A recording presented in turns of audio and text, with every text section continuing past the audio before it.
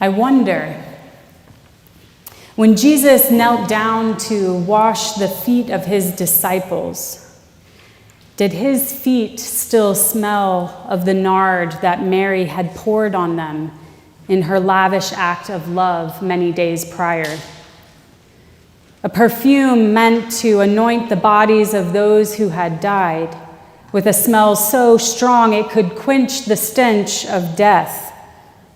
Perhaps it still lingered on him, following him throughout his journey into Jerusalem, into the temple to cleanse it, as he walked and rode along the path that eventually led him and his disciples into that upper room for this Last Supper before his betrayal, trial, and crucifixion. The disciples had traveled far with Jesus, walked many miles to many places along many shores, listening to and learning many lessons along the way.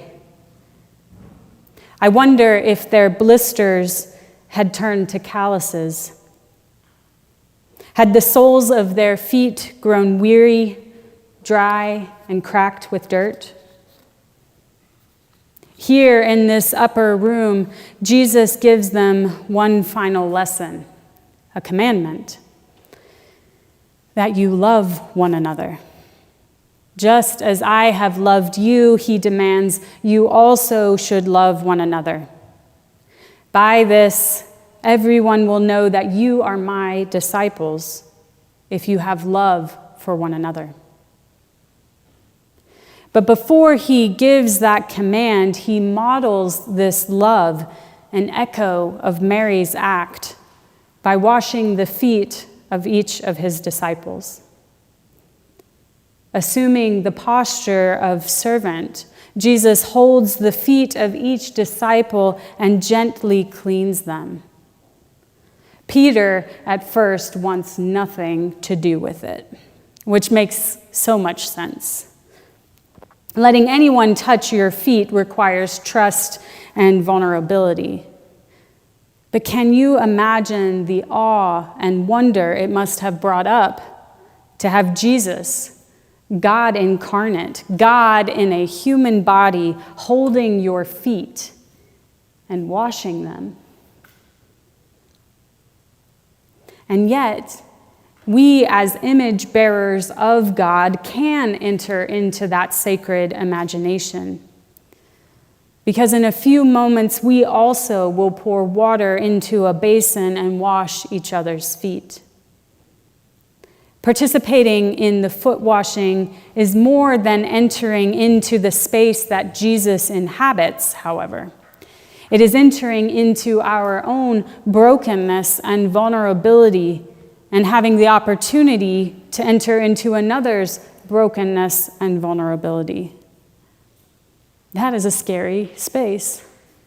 It's a radical request.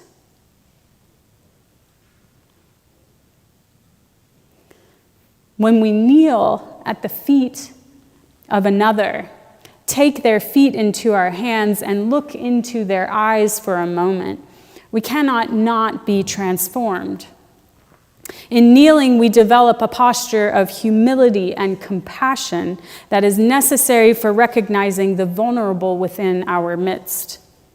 We cannot touch another person in an act so intimate as this one and leave without something and somehow being changed. This is a transformative practice that allows us to face our suffering and see it in others without shying away from the discomfort we experience as a result of it.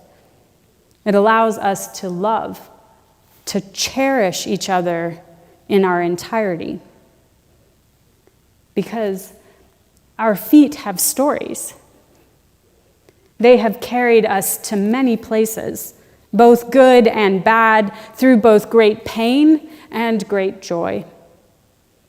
They may have learned to balance and hold us. They may have allowed us to dance and run and play. They may no longer balance as well as they once did. They may have scars. They may be missing parts or may be altogether gone. Through it all, they bear the full weight of us. It is a great risk to share these stories, to bear our souls and souls to another. That was for you, Daddy. To let our feet be touched and cared for. It takes a lot to kneel before and serve another, but it also takes a lot, maybe even more, to sit before another and be seen while they take care of us. It is sometimes harder to allow ourselves to be cherished. It's an extremely vulnerable place to be. It requires trust and a willingness to open ourselves to the experience of love. And yet, love is the command Jesus gives us tonight.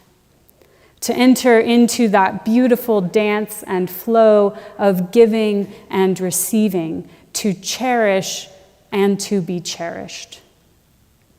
It is the mark by which people are to know that we are disciples of Jesus' way. So bear your souls with one another tonight.